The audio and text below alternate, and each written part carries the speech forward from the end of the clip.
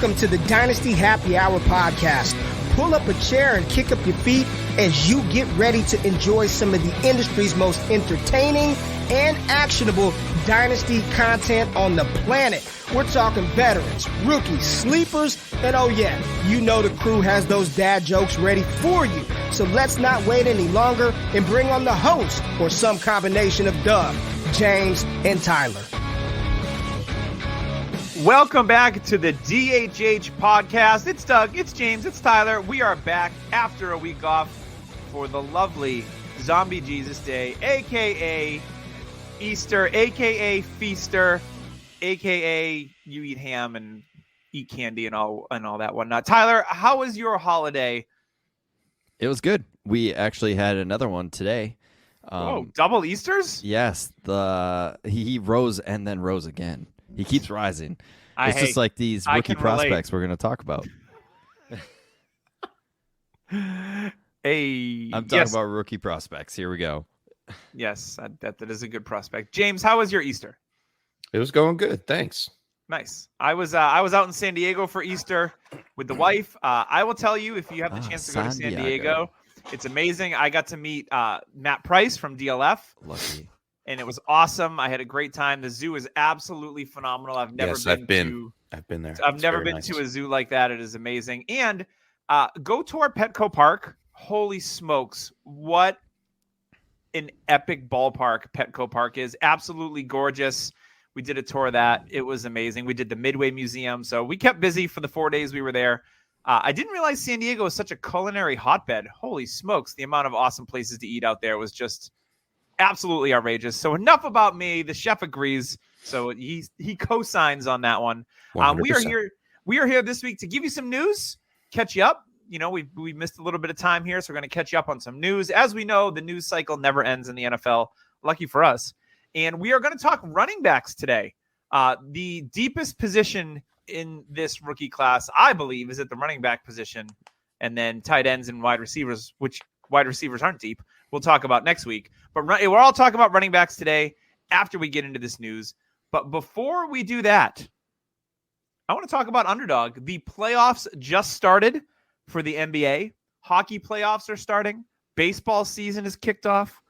They don't kick off really, though, because they don't kick in baseball. Do they pitch off? Maybe. You know, like first pitch? Speaking of pitch offs, in Underdog, I have dabbled a bit in Pick'em's baseball. Really? There was one moment. Okay, out of all people you'd expect, Mike Trout to get a hit and a run. That's the only guy I needed to win about 3 bills, and he didn't do it. Yeah, they only scored 1 run against the Sox today. So. Oh man. Yeah. No, there's a reason why Shohei Ohtani is going to leave the Angels with no outfilders. Yes, I was told there'd be no baseball on this show. Yeah, that's enough baseball talk. That's way too much time. So yes, you can play fantasy baseball as well on Underdog with your pick'ems. All sorts of different awesome games for any kind of sport you can really think of. Golf as well. We just had the Masters last weekend. So make sure you go on Underdog. Download the app right now, whether it's in the Google Play Store or Apple iTunes. Hit pause. Do it. Use code DHH. Have your deposit of up to $100 matched right away. It's free money. If you only got $25 laying around, that's cool. You'll get matched $25. You'll have $50, so on and so forth. And there's also some best ball stuff going on as well. So if you want to stay in the spirit of the NFL, you can do that. Best ball is always fun to play really early in the season because you don't know how the draft is going to impact people. I feel that people forget rookies in a lot of best ball drafts. I did one best ball already, and I got Bijan in like the 6th round, and I was laughing my ass off because people just forgot about rookies. So don't miss out on this deal. Once again, it is code DHH for your deposit up to $100 matched. We did have a free agent signing, an interesting one. I saw this when I was in San Diego, and I was like, head scratch. Odell Beckham Jr. signing with the wide receiver needy Baltimore Ravens.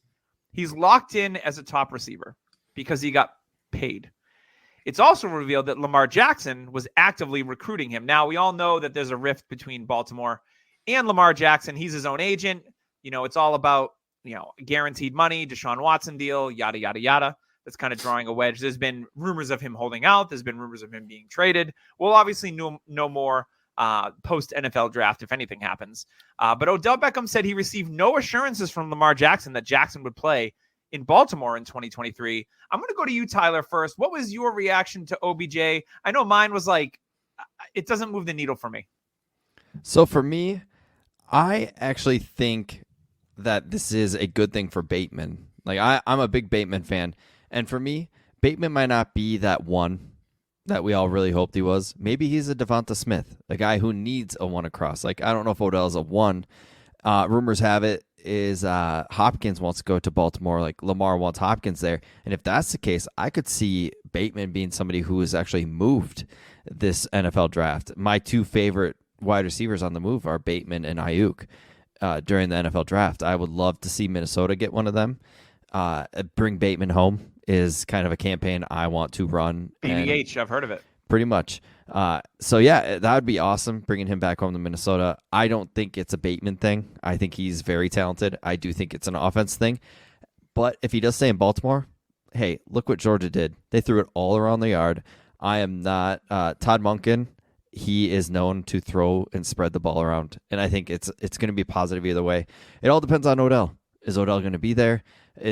Are the Colts going to pass on a quarterback and then decide, hey, let's go for Lamar? There's a lot of things that can happen in this NFL draft, and I am very excited for it. It is one of the more interesting drafts we've had in a while. Yeah, a lot of moving parts this offseason, and the draft is going to be a big one. James, what was your first thoughts with the OBJ signing in Baltimore? I mean, as far as Dynasty fantasy football goes, I like it. I mean, we didn't really see too much production out of Rashad Bateman when he was healthy.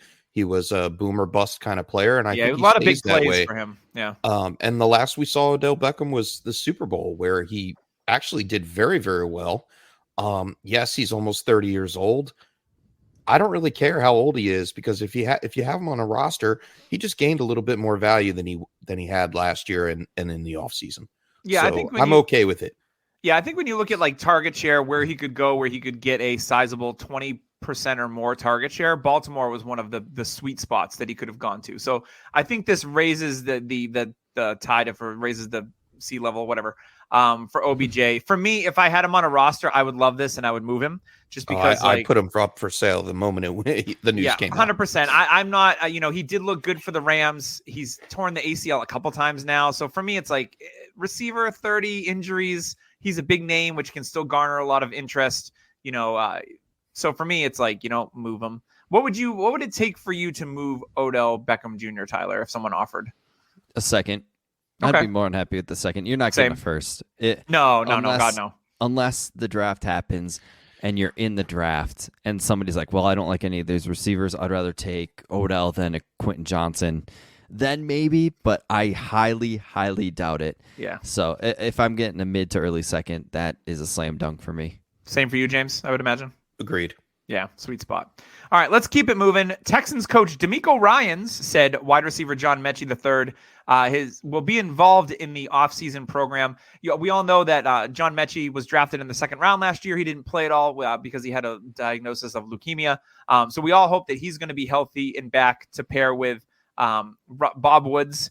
And who else did they get? Why am I forgetting their other receiver that they signed? Nico Brandon Collins. Cooks. Nope. No, Cooks has gone to Dallas. Nico. Yeah, they got Nico. Nico. They didn't sign him. He's been there. If you haven't, he's been there. If you haven't seen the video of Mechie's story and him bringing the nursing crew and all that to Houston Stadium, if you kind of look at from the outside, he looks good. Like, he looks healthy. He looks ready to go. He's been talking. He talks to the nurses about it, that he's been working. He's getting in a routine again. I don't expect him to be 100%.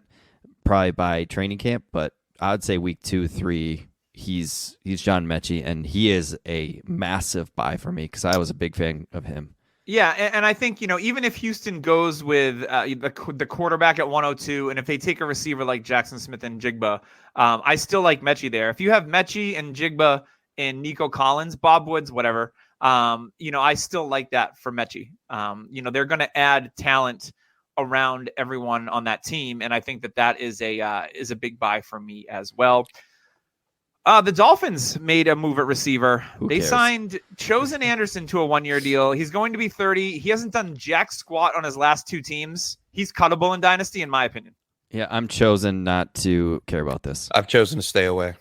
Yep. Same. In other Dolphins news, we've had rumors per Jeremy Fowler of ESPN, the Minnesota Vikings could cut Dalvin Cook if they're unable to find a trade partner. And he said he's been told all options are on the table and he could be released if things don't work out. And the rumor is that Miami would be hot on the tail of Dalvin Cook. He can go play in his home state of Florida. It would be a great fit. All they have there is they re-signed everyone. They brought everyone back. So they got Mustard. They've got Wilson. They've got Gaskin. They've got Ahmed. So you can't tell me that Dalvin Cook isn't an upgrade over all those guys. He absolutely is. So if Dalvin Cook gets cut, I think this is going to be one that they're going to try to get it through the draft. And if they don't get anything on draft day, they'll probably cut Dalvin. Maybe he restructures. I don't know what that looks like. I don't want him to leave Minnesota because I love Dalvin Cook, and I think he's perfect for that offense. But I understand they're up against it in terms of salary cap. So he is kind of next up on the chopping block unless something else can be done there. James, where would you like to see Dalvin land, if not Miami, obviously? Right back in Minnesota where he is right now. Yeah. And I don't really think that he goes to Miami. I don't think Miami makes a move for a veteran per se. I think if they are going to add a running back in the offseason, they're going to do it via the draft. I've seen Zach Charbonnet mock to him.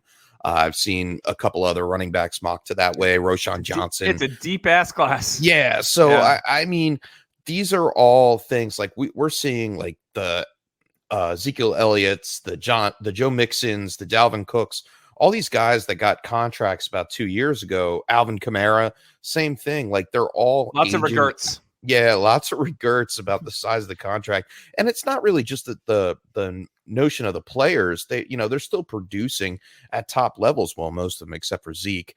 But it's the whole process of the NFL and how the league is changing from single running backs to more of a running back by committee.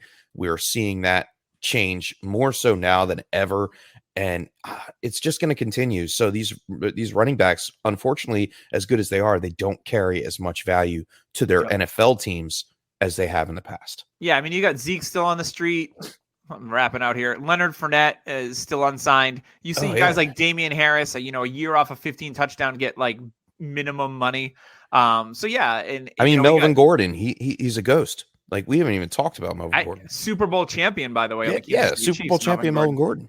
Toronto Dave in the chat says turnover season. It really could be because this class is deep and it's going to phase out some of the veterans. We've talked about this on the podcast before.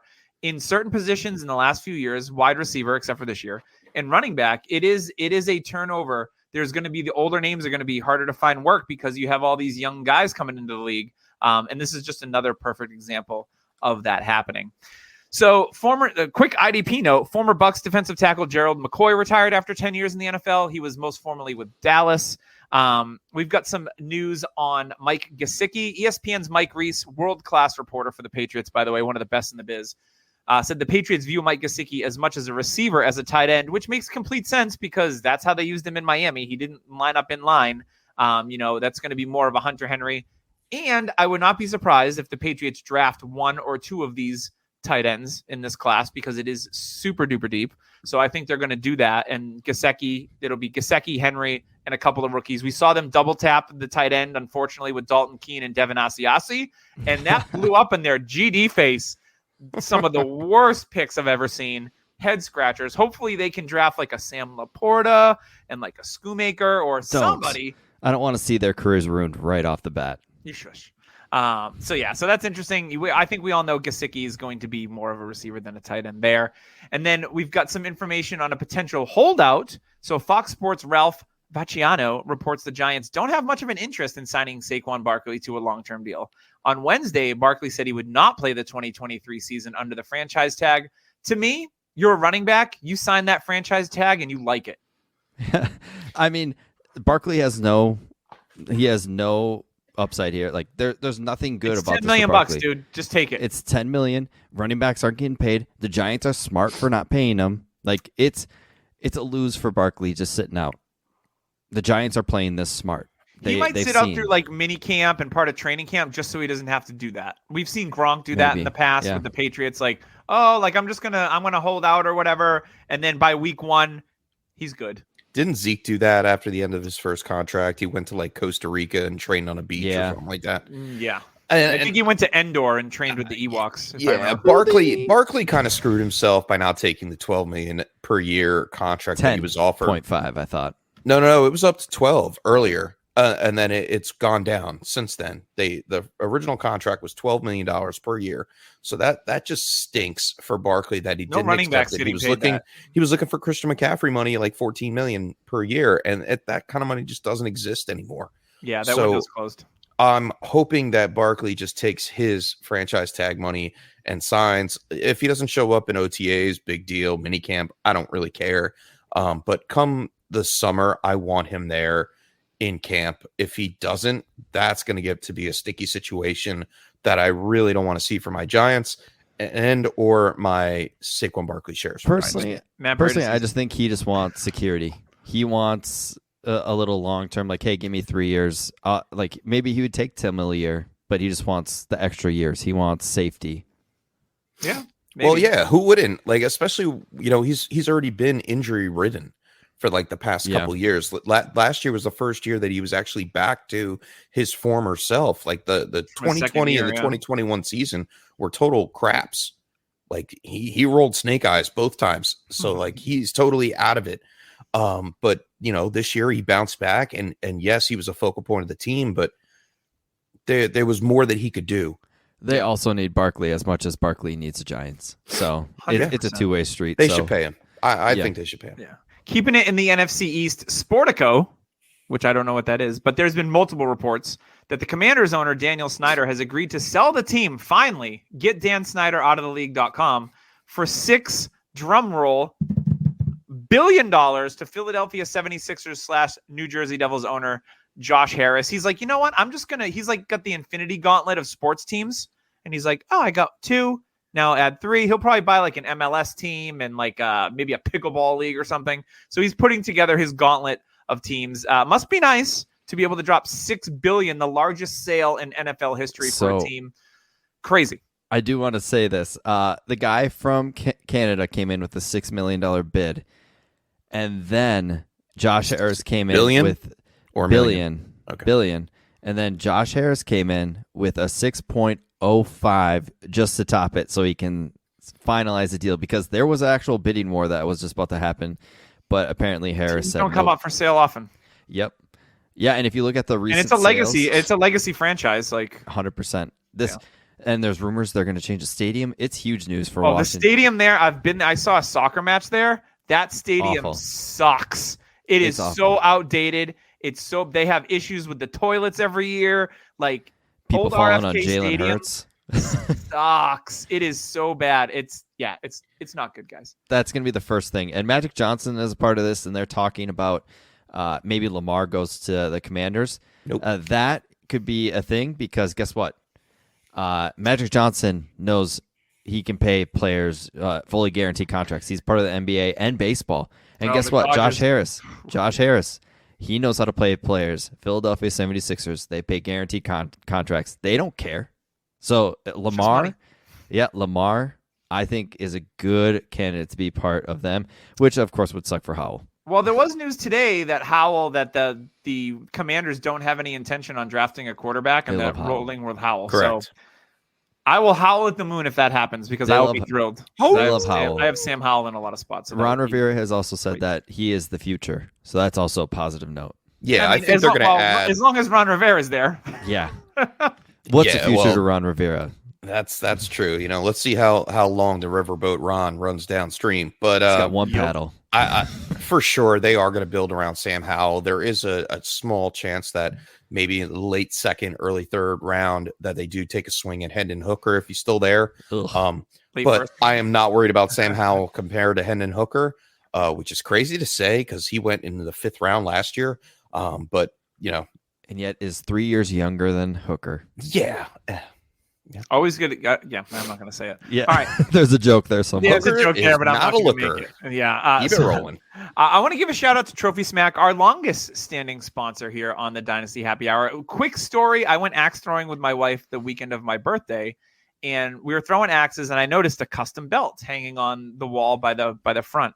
And I said, "Hey, where did you get that belt?" And he's like, "I got it like trophy? I go, you got it on trophysmack.com. I know that belt. He's like, yeah, I did. So they do leagues there, and they give out belts for league winners and rings. So, of course, you know what I did? I was like, hey, man, save yourself $60 when you order the belt again and use code DHHRing. He's like, really? He's like, can you write that down for me? He's like, I'm always looking to save money. I go, of course, you're a small business. You need to save money. So I wrote down DHHRing. So look at that. Just axe throwing and finding Trophy Smack belts and using discount codes. It's as easy as that. Go on trophysmack.com. If you haven't got your trophy from your league, it is now officially April, and the season ended months ago. So you should probably get on that. Don't be that commissioner that waits till the last minute and gets it before the season.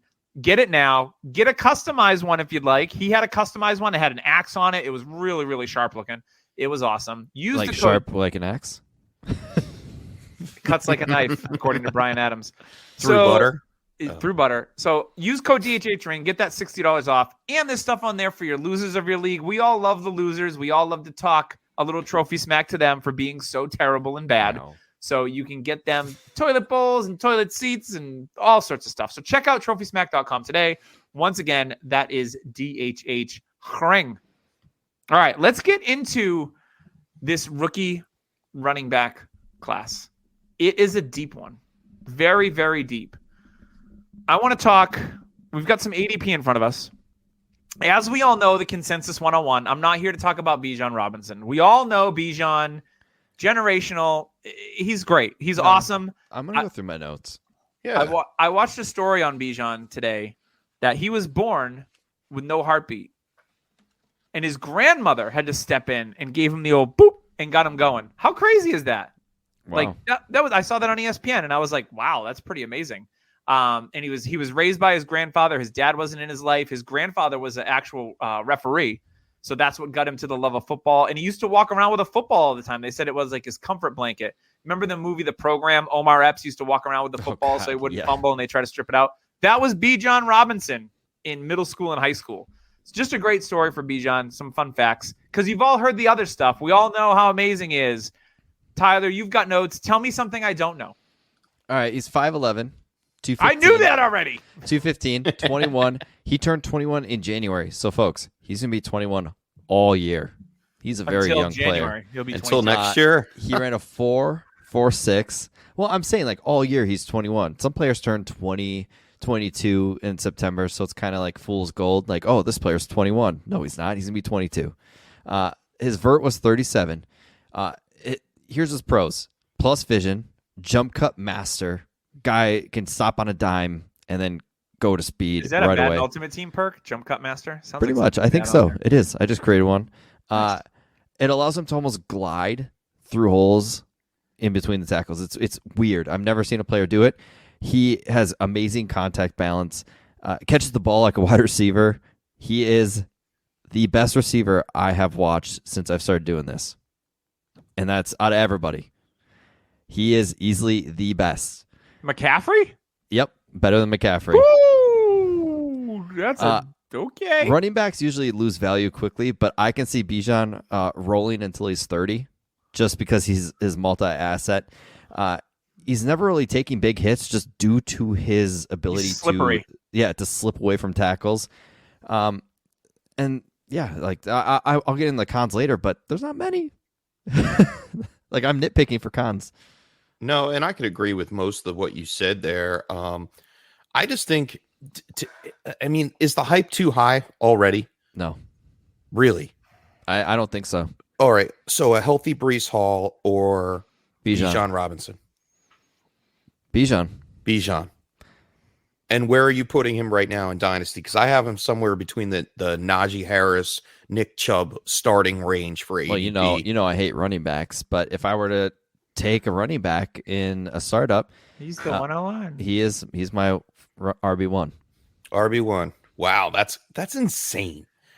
For me, I'm a little old school, and I have seen phenomenal running back prospects come into the league and not do well. I'm not saying that's Bijan, but it is in the range of outcomes that the hype just doesn't. Maybe he's good, but he's not next tier good.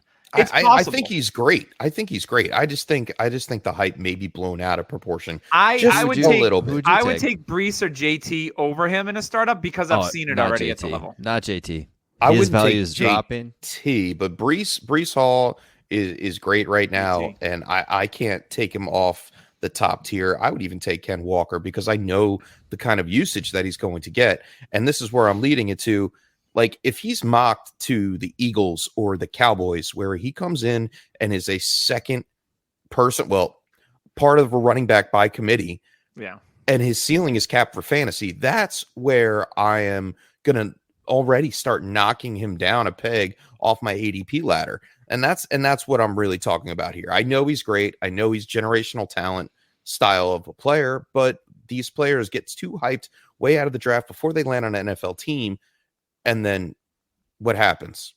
I mean, They don't really work we're out. talking hype. Brees did it for 6 games. He's got an ACL injury. So, I mean, there's cons to everything. Sure. Give me the younger player without the ACL injury and coming in as a rookie and a player that has been pretty much RB Jesus since I'm not knocking him. He's definitely my one in the class. I can't put anybody over him. He's that good. My cons are sometimes he can get a little reckless holding the ball while running, but that's very rare. And he's pretty much bulletproof to me. And it's health. For if he my stays cons, healthy, I think he's. I saw him get stuffed at the goal line versus Ohio State. It looks like he may have a little bit of a lower stat versus top 12 defenses in college, and I'm wondering how that translates to the NFL with bigger defensive linemen, etc. So, yes, he's great.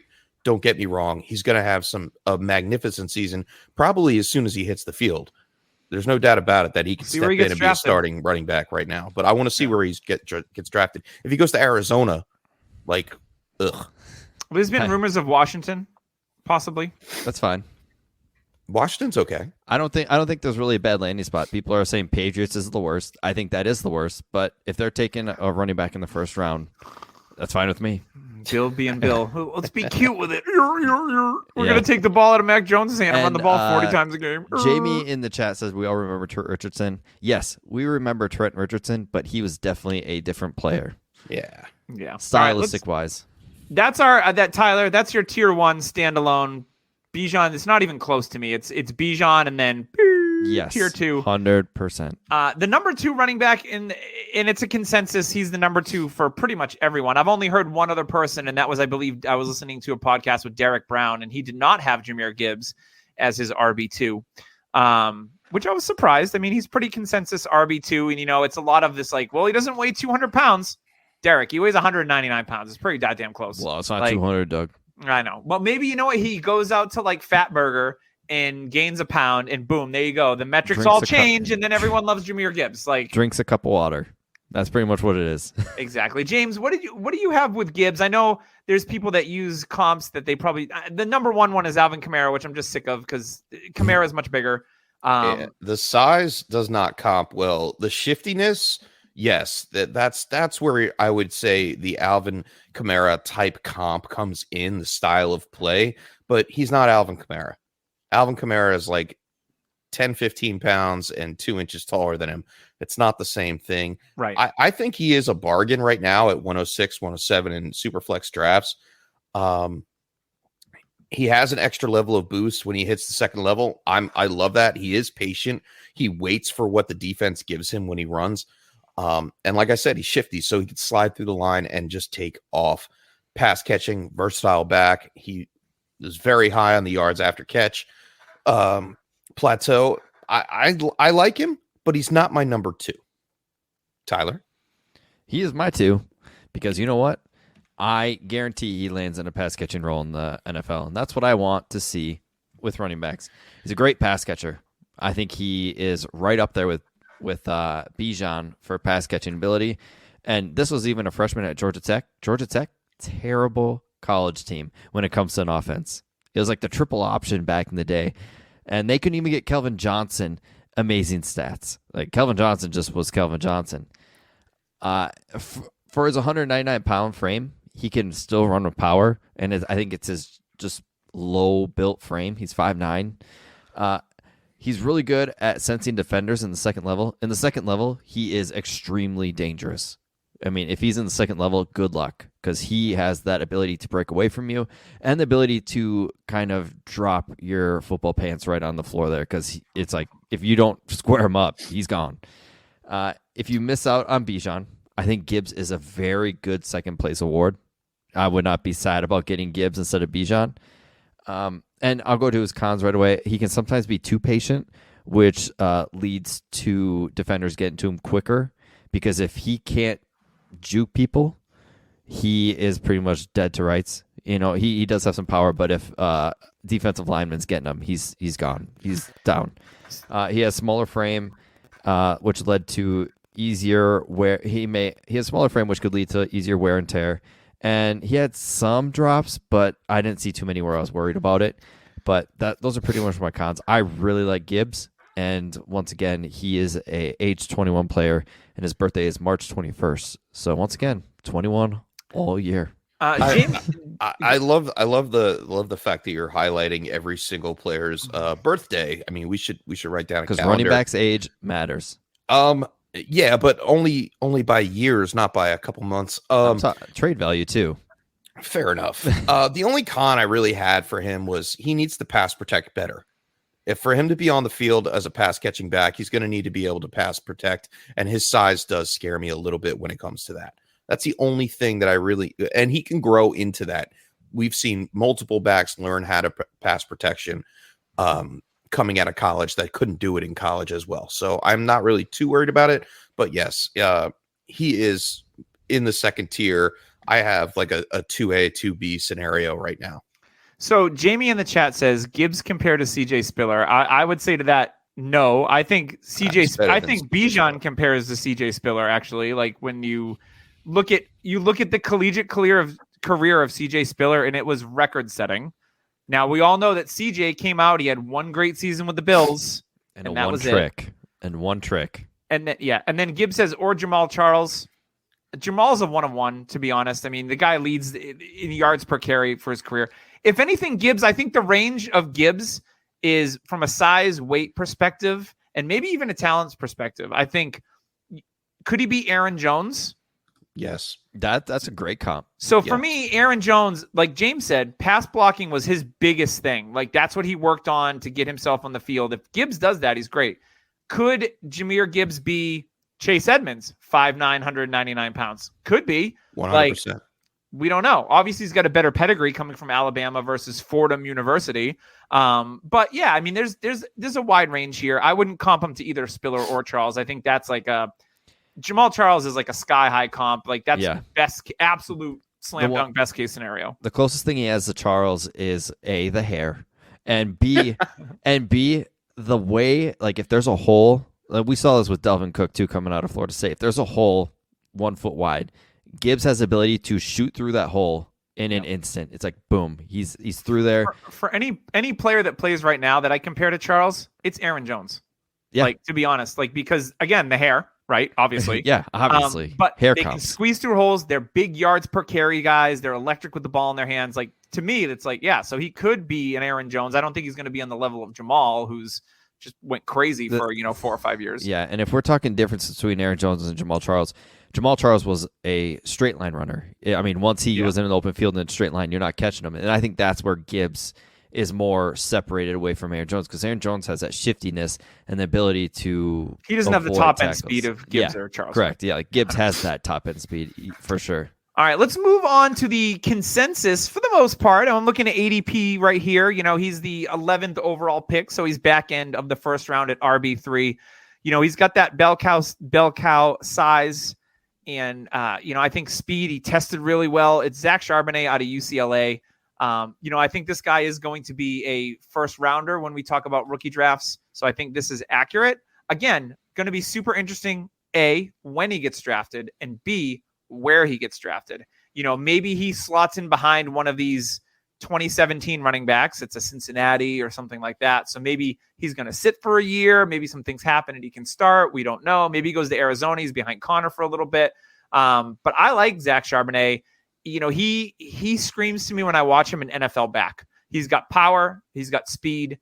He can pass block pretty well. He can catch out of the backfield. I don't really see too many flaws in his game other than not so much a vision thing, but he's not as shifty. He's more power than he is shiftiness. And that's okay. There's nothing wrong with that whatsoever. He's not going to give you the shiftiness of a Gibbs or a Robinson, but you think he's super shifty? I think he needs to run with more power because he relies too much on the shiftiness personally. He's got super quick feet for a big guy. I think he's got the power in him, though. He just doesn't. 100%. He just chooses. And at the NFL level, he's probably going to be like, "Oh, I need to use it." Do you guys remember Derrick Henry? First year, Derrick Henry, he sucked. He was terrible. And guess what? Eddie George came up to him and said, "Hey, you're 250 pounds at 6'3". Run like that." And what happened? Derrick Henry became an All-Pro and record-breaking. And Charbonnet, like I said, his feet are super quick for his size. I love that. And if he just is like, okay, I'll throw my pads down a little bit sooner instead of making those moves, I think it will help him out immensely. So, James, I know this is a guy that you probably have at 2, so I will actually give you the floor on this one and stop taking your spotlight. He is my running back too. Thank you, Tyler. I appreciate that. It's nice to be shared here on the Dynasty Happy Hour. Oh, you're shared. Oh, I'm shared. Hit that like and subscribe button. Share it. No, Zach Charbonnet, UCLA. Like Doug was saying, he's a bigger back, and I am slowly getting off of these smaller satellite back type running backs. Later on in the draft is fine if you want to take a dart throw, but we are looking, since the running back by committee is everywhere, I want the guy that might actually have a chance to play all 3 downs in fantasy football. If I'm going to take a shot on one of these running backs, I am taking my shot right after Bijan. I'm going Zach Charbonnet. Why? Because he has the widest variety of an outcome. He can land with more teams and actually play to his style no matter what. And yes, people say, oh, well, Chip Kelly fed him the ball in UCLA and oh, he's 22 years old, which I get it. He's 22. He went to school for 5 years. 22 years. And we're all, you know what though, Tyler? We are saying this we're about turning into ages, and I hate it. The ageists of Dynasty football. And let me remind you that it was during COVID. So 2020, there was only 5 games for UCLA. So that right there is a scratch. I can understand the age argument if they were playing full seasons, but 2020 was not a full season whatsoever. And the comeback after COVID was definitely better than the setback. He had 2 more great seasons, and there's not too many running backs that come back that have the size and speed with hands and have progressively gotten better. Like, the only knock I have on his game is that he dropped a couple of wide open dump downs. Big deal. He'll catch the next one. I'm not worried about that. And get this, his nickname is the Terminator. And I didn't give him that. That was actually written down somewhere else. So I love the whole thing. I am from California, and I am the Terminator. Zach Charbonnet, RB2 for me, man. And there was just one. If you're looking at film, we always mention the Dynasty prospect film room over at Dynasty Nerds. Go and watch the LSU game where he just punches through and knocks down breaks through 4 tackles for 19 yards before he gets out of bounds. Like, he just trucks everybody. That's what I want to see on a weekly basis from Zach Charbonnet. The transfer thing too, a lot of people will knock him for it, but if you actually dig deep into it, he transferred because his sister was a high risk, and he is from California, so he actually transferred to UCLA to be closer to his family and to take care of his sister and all that stuff. So that is a huge thing. Everybody knocked him for it, and I'm sitting. I had a friend that actually does this weird dig deep into prospects. I thought it was because Michigan wasn't going to have a season regardless. It was Eric Decker's uncle, wasn't it? Eric Decker's second uncle. His aunt. That's Black and Decker's cousin, right? This is a throwback for you, Tyler. Yeah, that is a throwback for sure. But no, it's surprising. I'm usually not in on these running backs, and he's my RB3, locked and loaded. All right. I think he's in his own tier. The only knocks I have on him is he did look faster on tape. You're in a 5.3. I'm fine with that. That's fine. He can run upright. He can run upright at times, but I don't think it's that big of a deal. He's not the best route runner, but all in all, he doesn't have too many holes. He's He's good at everything, master at nothing. So I think that he'll have a perfect spot. And like people are kind of putting him with the Bengals in the end of the second round. Smash landing spot because I do not expect Joe Mixon on that team. Yeah, agreed. Yeah. So we'll speed it up a little bit. We've gone over 3 running backs. We've got a lot to go over. I think, like Tyler said, there is 3 very clear-cut tiers here at the top of this running back class. Now, after this, it's kind of a pick 'em. Like, who's the guy that you like more than the other guy? To me, this next running back, who's the RB4, is a little asinine to me because he's 5'9", 188 pounds. Is he built for speed? Sure. Is he Kenny Gainwell? Probably. And to be the RB4 in a class, I'm just not interested. I don't think he's going to have great NFL draft capital.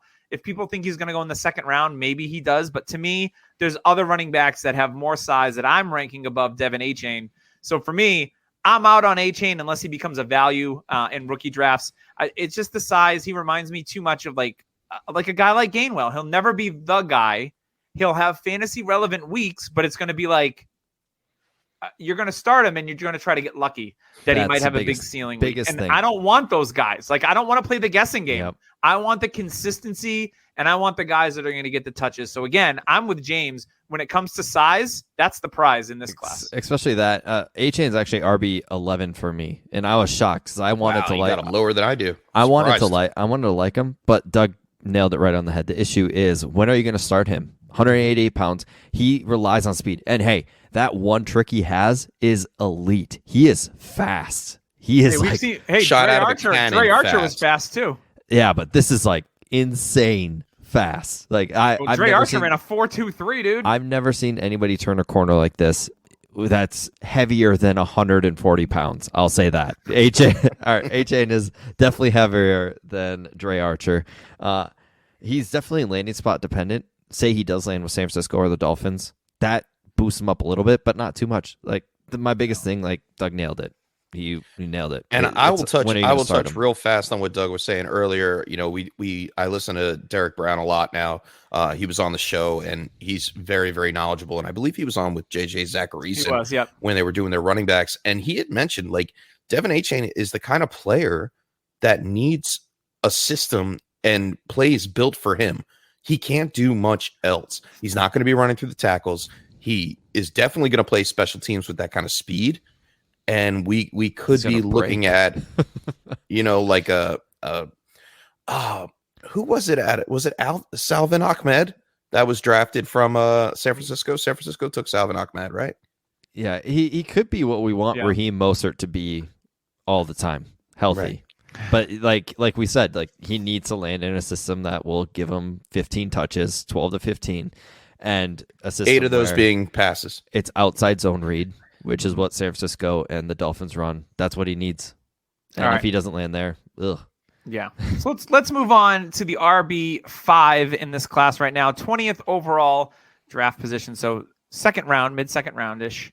You're looking at Tajay Spears, really the belle of the ball when it came to the Senior Bowl. Everyone saw that crazy movie put on that little in route and just put the guy in a blender. And then he tested really well at the combine. So there's a lot of people that have Spears as the RB3 in this class. Again, it's going to be a matter of draft capital. I think if you hear rumors in the Senior Bowl, a lot of these teams put a lot of weight into the Senior Bowl. Supposedly he's interviewed really well. So Spears to me is an interesting one. I think he's like what Tyler said with Zach Charbonnet. He's a jack of all trades, but a master of nothing. And that's okay. We don't, it's not like Achane who's masters speed, but maybe can't do anything else. Sucks at everything else. I would rather have the guy that can do everything pretty well, but he's just not great at one thing. And that's okay. And that's how I feel Spears is. I think he could be a solid pro. I just don't know if I don't know if he's going to have that juice of a ceiling. There's guys that are below him that I like a lot more. So he's an interesting case study.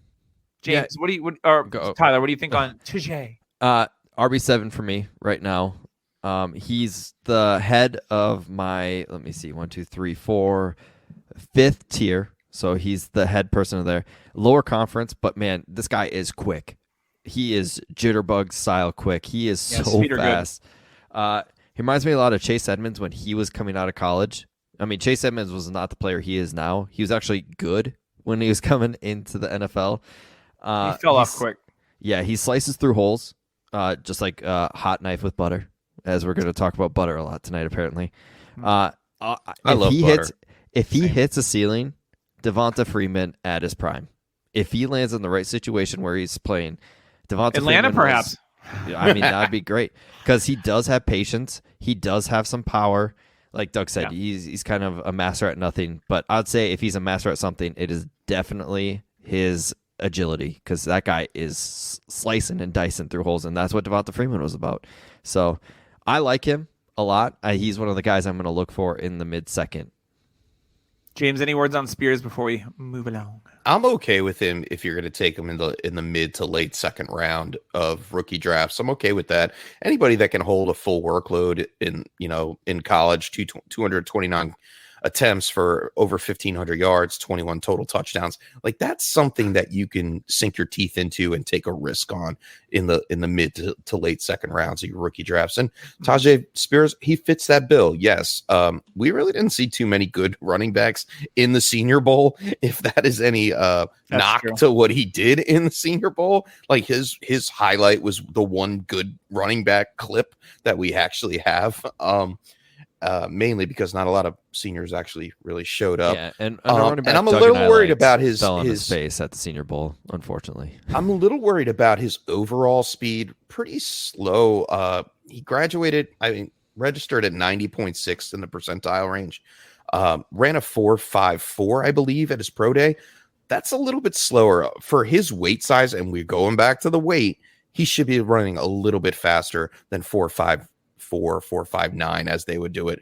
James, what about his age, James? That's what we really need to know. Oh, but his age is 21.8, so he's almost 22 years old. Oh, he's old. Knock him down. Younger than Charbonnet. So yeah, that's true. By what, 4 months? Come on. Yeah, let's move it on to the next running back. I think this running back, so he's RB6 right now in ADP. I think he is the most polarizing in this class because you have people that really know their stuff. Matt Waldman loves this kid.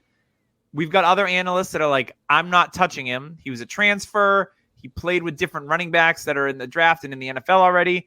It's Zach Evans. Oh, no. I think it's a matter of like, it's going to be a boom or bust kind of thing with Evans because you see it and you see good things. And then you're like, he's just got a really interesting story. I don't mind his tape, but it's like he was never the guy. And that's a little concerning.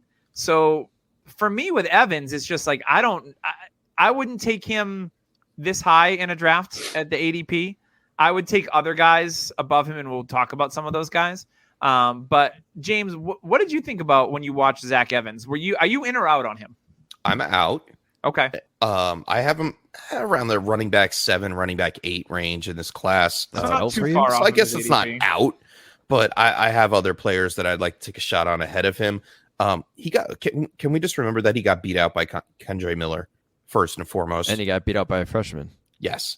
And he was only a junior. So where was the real production? His big production year was his sophomore year or his second year in the league, 2021. 92 attempts for 648 yards and 6 touchdowns. Great. He can do everything. He's another one of these guys that can do a lot, but he's not great at anything. So those are the kind of players that are going to go stale, and it's all going to depend on landing spot. Yeah, I think I'm going to say this now just to get in front of it while we still have the time. I think what we're going to see in this running back class is there's so many of them.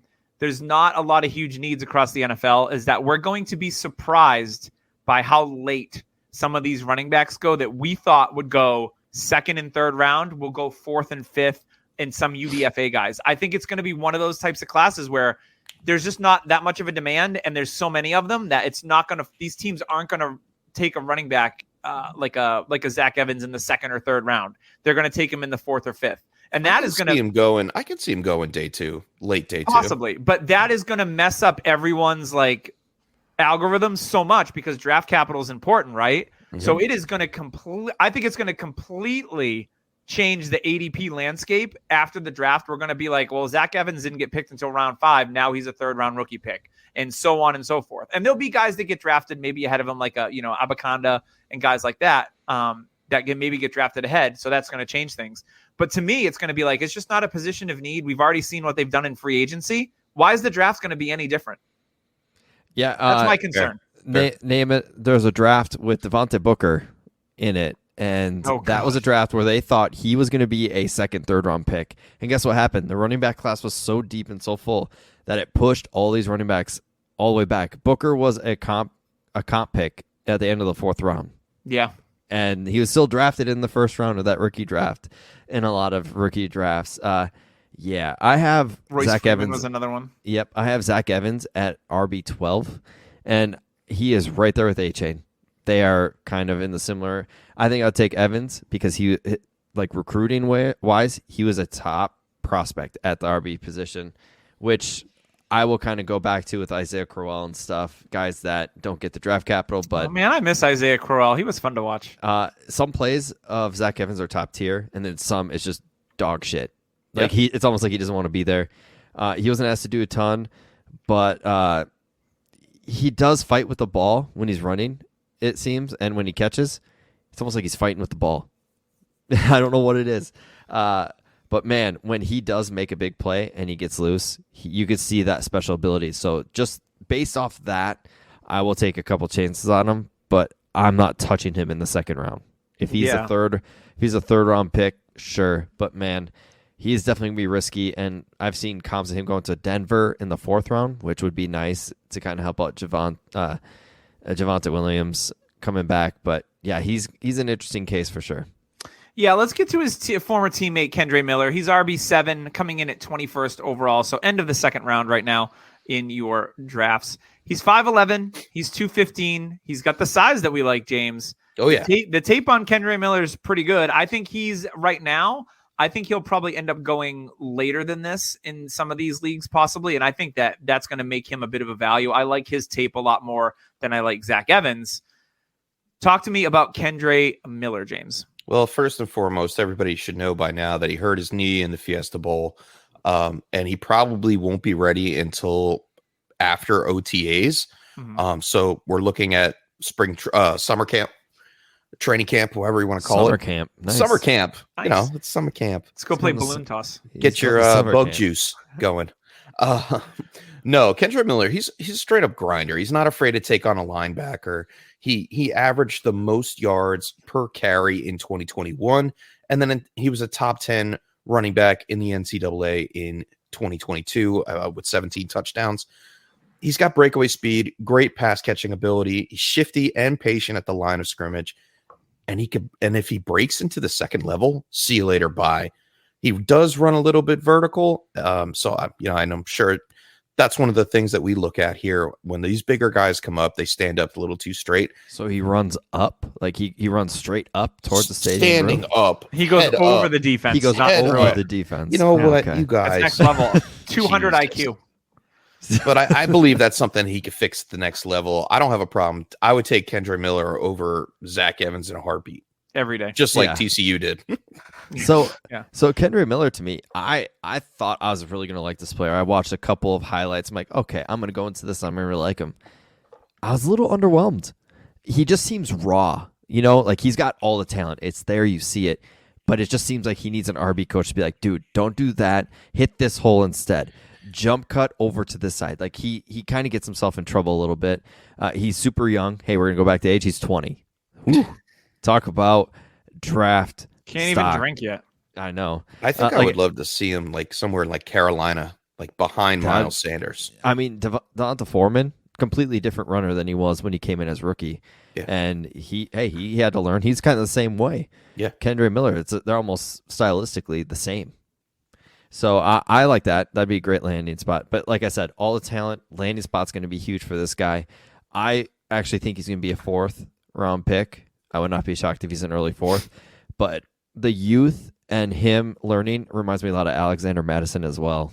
Alexander Madison, he had tons and tons of talent, really young coming in, and then learning from Dalvin Cook, you see a different type of player. So Kendre Miller is a guy I'm keeping my eye on. I thought he'd land at RB4, but there's a different player. Hopefully Doug calls his name next because I'm waiting. I mean, you just got to look at the show sheet.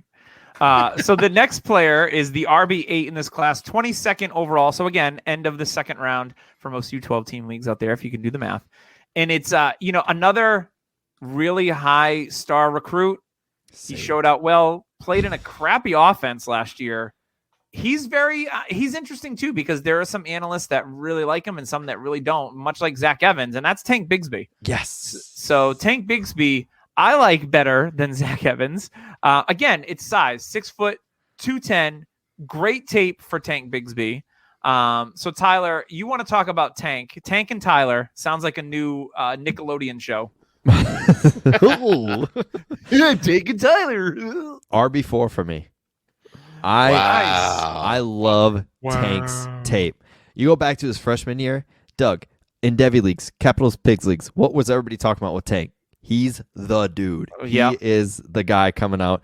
And you go back to his freshman tape, you see it. Because guess what? That Auburn team was not dog shit. They were actually halfway decent. Yeah, they were good. This team started sucking, and Tank still played his ass off. That's what I love to see. The team tanked, but he didn't. This guy could have went anywhere, transferred, because the transfer portal's nothing nowadays. Yeah. But he didn't. He stayed put. He kept going. He's 208, but he runs like he's 220. This dude is a bull.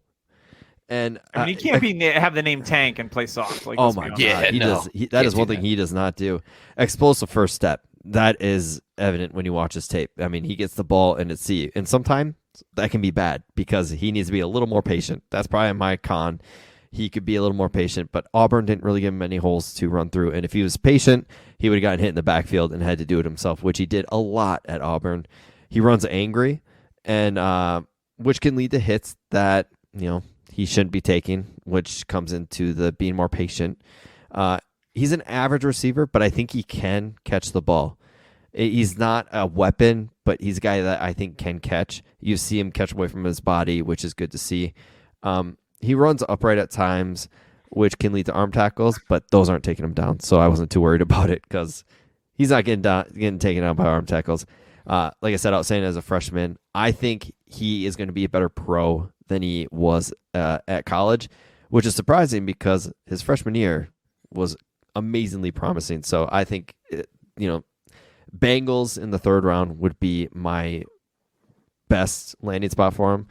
But he's a guy that can land anywhere and be productive. James, is there any tread left on Tank Bigsby? I think so. I mean, he's got some shake for a bigger back. I like the juke moves, but not enough speed to have the breakaway touchdowns, which may cap his ceiling a little bit. And that's fine. How many? We don't see a lot of those in today's NFL. To be Kareem Hunt ran a 4.6 and still broke 60-yard runs. I mean, I saw him having a little bit of a problem exploding off the cut juke. Ankle got stuck in the ground a little bit on some of his film. Didn't do anything extraordinary for me on tape. Probably not as much as Tyler liked him, but I think he's probably a third round Superflex rookie draft prospect. And if he lands at the right spot where he can be utilized, I'm okay with it. Most of these guys, and I'm going to keep going back to it, it's all landing spot and potential probability. I got a hot one. So the next player I'm going to let James talk about here in a second because James and I love this dude. He's the RB9. I had to move him down. Current ADP is 23. Didn't participate at the combine. He has an undisclosed medical issue. But when I watch his tape, I fell in love with Sean Tucker. And if we want to talk about landing spots, this landing spot will make his value explode. What if the Los Angeles Chargers select Sean Tucker? Austin Eckler comes back for a year. Kelly. Shut up. Austin Eckler comes back for a year. Sean Tucker, bro. Like, I love Sean Tucker. And if he were to go to the Chargers, and now is he as good of a pass catcher as Eckler? Probably not. But Eckler coming out wasn't like a not all-time great, but he's got a 100-catch season. He wasn't that guy coming out as an undrafted free agent. Tucker, to me, like size, speed, a lot of comps to Eckler. So for me, I love Sean Tucker. James, take the floor.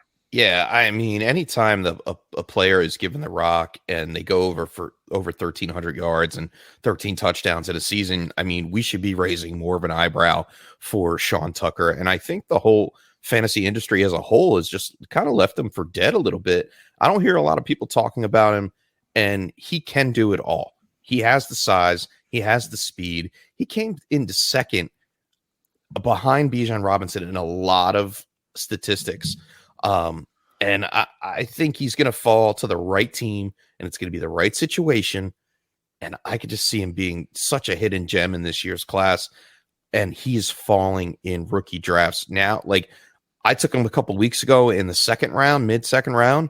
Like, he's Probably going late second now. He's going late third. Second, early third. He kind of reminds me of David Montgomery, not from a bruiser standpoint, but he can kind of do almost everything really good, not great, which is just fine for me. He's got the speed to get around to the corner and cut up field, and he has the speed to finish and the size to break tackles. So, yes, he is, in my eyes, an all-purpose back. Yeah. Tyler, any words on Sean Tucker before we hit the speed round? I just should send out sorry for your loss. And he's my cards RB5. right now, He's my RB5. because there is a really good opportunity this guy does not get drafted until the 5th, 6th, 7th round. I know it sucks. And guys We'll see. like Anaconda, Abracadabra, and other My players. Abacanda don't want like, none. honestly, I would put good money down. Evan Hall gets drafted before him in the NFL draft. I just think there's more to this medical issue than we know, and it's sad because on tape he is a very good player. For me, it reminds me a lot of Kenny Gainwell. I loved Kenny Gainwell, and I thought he could be an every down back, but certain situations fell. He's a 5th-round pick, and I think that's what's going to happen to Sean Tucker. He'll be part of a committee. You won't be able to start him, yada, yada, yada. So I actually have him at RB10 at the moment. I would have him ahead of A-Chain just because his tape is really good. I do like his tape. It's that medical issue, and I think that's the reason why nobody is talking about him, because nobody knows about this medical issue. That's perfectly fine. Let and him fall. It's scary. Yeah. Like, that's the scary part is, like, Not that scary. like, what's his name? Lattimore that got drafted. Top-tier talent. Everybody loved him. Well, he also Tape had like was- a knee that was shredded like string and cheese, dude. This isn't like lock it up and throw away the key. He did go and participate in his pro day. I mean, it's his not personal pro day. That's personal personal pro pro day. Looked damn Yeah, good too. but I mean, hey, he ran a 4.39 in his personal pro day. 40-inch vertical. Like he's yeah. I think I'm his in on Sean speed and Tucker. and athleticism is If going if to he gets take it drafted for in me. the 5th round, I'll gladly take him in the late 3rd round in a rookie What if he draft. doesn't go drafted? I I'll can still see take him. I'll him still getting draft him. I'll picked up overdraft him. somewhere. Kennedy Brooks. Remember him? Yeah, from last year. It's okay. There's I a like lot, him. there's a lot even of if running he's like a backs. 6th-round pick for the Bills, I'm all about it. All right, a lot of let's, running backs. let's hit a little bit of a speed round here. I'm going to give you 5 names and their ADPs, and we can talk and pick and choose what we want to talk about. So number 1, right after Sean Tucker, is Israel Abanikanda. We've got RB11 Roshan Johnson, ADP just inside the 2nd round, obviously teammate of Bijan Robinson. We've got Chase Brown, who for me opened my eyes at the combine. I'm loving some Chase Brown. RB13, Kenny McIntosh, aka this year's Kyron Williams. RB14, we've got Eric Gray, and RB15, guy that's gaining a little bit of momentum here in the dynasty circles, is Dwayne McBride. So Tyler, out of those 5 guys, give me a couple little nuggets here and there of what you got. All right, I have Chase Brown, RB5. Doug, you're going to like that. Chase Brown is my RB5. I love Chase his Brown. tape. This guy blew up the frickin' Big Ten. Hey, Doug, what do I always say the Big Ten's about? Defense Yeah, and defense. running Run the the ball. football. Mhm. And he destroyed Minnesota, which, hey, if Minnesota's going to hang their hat on, it's their defense. That's all they pretty much have. And he destroyed them. That's all they talked about on the announcers. Like, this guy is literally slicing and dicing through Minnesota. They can't do anything. They knew the run was coming. And you know what he did? All he did was turn the corner, slice and dice through the holes. He is so good. He's not a good pass blocker. He will definitely need to work on that. And hey, Doug, my comp for him, Aaron Jones. It was And we all know who the number one Aaron Jones guy was, who got him in all the third rounds of his rookie drafts. Yeah. I have it written down. Comp to Aaron Jones because pass blocking was not his thing, but man, when he gets the ball and he's part of that offense, he had a touchdown against was it Illinois or something? It might have been Minnesota, but he had to dive for it and he caught it away from his body. A lot of the catches I saw him catch were away from his body. I loved it. Love Chase Brown. He's going to be a guy that I think we're going to be able to easily get end of second, early third, and we're going to be happy. And Roshan, my RB6. I went in being like, I don't know if I'm going to like him. You know what? I do. He's a guy that is a poor man's Zach Charbonnet. Like if you don't get Zach Charbonnet, Roshan's a great backup plan because he's a less explosive version. He does everything very well. He's a master at none. I think his vision's really good. He does like to kick it outside a bit. That's my only issue. His best weapon is his stiff arm. He's got a nasty stiff arm, and I like seeing that in bigger running backs. So, yeah, I do like Roshan. All right, and so his heats. You gave the positives on two of those players, and I'll come back with and knock them down a couple pegs for you. First big one, you broke your own freaking rule. Chase Brown is 23 years old. Good Lord. The man's got gray hair already for a running back. All right. If he had gray hair, he could cut it with Manscaped. Yeah. That's true. And with his size, I mean, he's 5'9.5", 5'10", whatever. He lacks agility. He relies on his speed. I saw him get stuffed at the goal line twice against Wisconsin. He has ball security issues. Those are the things that are going to knock this guy down. And be careful on how you inflate his value there, Tyler. That's Chase Brown. Roshan Johnson? I'd put money down Chase Brown goes higher in the NFL draft than Sean Tucker. Chase Brown? Yeah, because he went to the combine. Get out of here. Hey, you have him at RB5. I have Chase Brown at RB5. Ooh, water bet. Ooh. I'll water bet that. There we go. I still got the app on my phone. It's cool. All right. We just need to note it somewhere so we don't forget. Roshan Johnson, I really can't complain too much. 22 years old. Good speed, size. Fuck. Well, I mean, hey, everybody was knocking Zach Charbonnet, and Zach Charbonnet is the same damn age. Hey, as long as they're not 24. Another one of those guys, yeah, or 23. Chase Brown. Another one of those guys that does a lot. Good, but not much great. He had some flailing arms and pass protection, which I did not like. You need to know where you're going to set up and block. That's going to be a problem. Kind of reminds me like a Michael Carter archetype. He's not going to be the first back. He's going to be more of a second complementary back that will land on a team that's only going to give him a chance if the depth chart starts to fail during the season. So those are the things that I noticed with Roshan. I still like him. It all depends on landing spot. If he lands in somewhere like Dallas, like right behind what's his face now? Tony Pollard. Tony Pollard, combo. thank you. Yeah. Perfect combo. He's definitely a great complementary piece. And Keep him in the great state of Texas. And will be fantasy relevant. Israel Abakanda, explosiveness. He's my RB9. Super young too, very raw at the position. That's what he just turned 13. He is actually 20, and I think he will be 20. I had Roshan as my 9. I had Chase as my 10. Chase Brown was my 10. I'm still in on Deuce Vaughn. I can't get over him. I won't be surprised if Kenny McIntosh doesn't get drafted.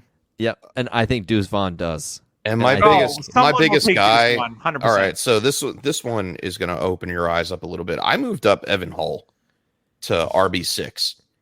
A lot of people have been moving him up. Yeah. And his downfield vision at the second level is compared to none. First one in the gym, last one out. Right. He reminds me a lot. Single run at the combine. Yep. He reminds me a lot of Austin Eckler.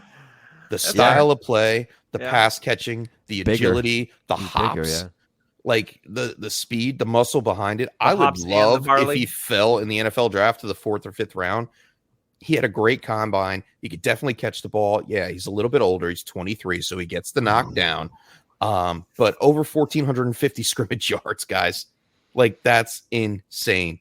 And also, special teams, he's going to dominate as special teams, so he will hit the field sooner than later. He's going to be on the field guy, Tyler. all the time. I think he could be on the field at all Danny times. Woodhead. He caught Seems Rex like a Patriot to me. He caught 55 passes for over 540 yards in 2022. Like, this guy can do it. Doug I just really put that think in he my can. head. Patriots. He's gonna eat. Oh, it. if he goes to the Patriots, Patriots. man, he could definitely do it. He's gonna eat at Stevenson, and they're He's gonna be the new Brandon Bolden. Plus. Oh, they're gonna kill each other. Yeah. Going back to my rankings, I'll just go Bijan 1, tier of his own. Gibbs 2, tier of his own. Charbonnet, tier of his own at 3. Tank, Chase Brown, and Roshan, tier 4 through 6. 7 is Tajay Spears. 8, Kendra Miller. 9, Abakanda. That's tier 5. 10, Tucker. 11, A-Chain. 12, Zach Evans at tier 6. And then Deuce Vaughn, Dwayne McBride, and Evan Hall. But I think Evan Hall needs to move up ahead of Tucker for me. Just probably draft capital. And draft capital is going to change all of these. Everything. Yeah, this is pre-draft. Like, things are going to change. Landing spot and opportunity is going to change everything for this class. And the class is so deep that it's going to take me a couple days to rearrange. We still haven't even talked about. Mo Ibrahim is 25 years old, but he is he's probably the best actual pure running back in this class. Like the guy that knows how to run the ball. I will gladly take 4th round rookie flyers on Mo Ibrahim all day long. Yeah. He's a doctorate, so he's smart because he was in Minnesota for 7 years. I mean, you've been there for 30 He came out and started. So that doesn't really mean anything to me. Yes, I'm going to get out of here because it's snowing and it was 80 degrees a couple days ago. Now it's 30 and there's probably about half a foot on the ground. Get me out of Minnesota. Yeah. All right. Well, Tyler mentioned his ranks. Obviously, I have the same thing. Bijan at number 1. I do have Charbonnet at 2. Slight bump over Gibbs at 3. Number 4, I had Kendre Miller, who I think is going to make something happen. 5, I had a Sean Tucker. 6 was Evan Hull, as I just mentioned. 7 was Devin A-Chain. I think he still finds a home. 8 was Zach Evans. 9 was Roshan Johnson, and you could flip those either way you want. 10 was Chase Brown, who I liked, but he old. And Tank Bigsby, 11, and Anaconda was my 12. I'm not going to go into my later picks because you know what? You're going to regret having Tank that low. Ooh. Am I though? Shots fired. From I don't think so because I don't think anybody else is going to be taking him before the end of the second round. I'm going to give you a guy that I liked who's on this list, and Tyler. I really liked his workout, and I think his tape is pretty good. Was Keaton Mitchell? He's fast. I think he's going to be a really good pass catcher in the next level, but he's small. He's 5'8", 179. But I liked what I saw from Keaton Mitchell, especially at the combine. So he was a guy that got on my radar. Just got it all covered. So any other last words on running backs? Give me like your deep sleeper guy that you're like, I'll walk out of this rookie draft in round 5 with this guy because I like him. Deuce Vaughn. Because I can't get over him. I think other people are going to be on Deuce Vaughn. I love Deuce Vaughn so much, but you ask him to pass protect, that dude is like an ant. He's not gonna survive. But man, he's so he can headbutt your crotch real fast. He's so explosive. 4th round, it was Evan Hull, but I think he's starting to climb up the ranks a little bit. So maybe Tajay Sharp. Maybe Roshan Johnson. Tajay Sharp. I'm not really taking late rookie running backs. I'm not wasting a 4th round pick on a running back. Really?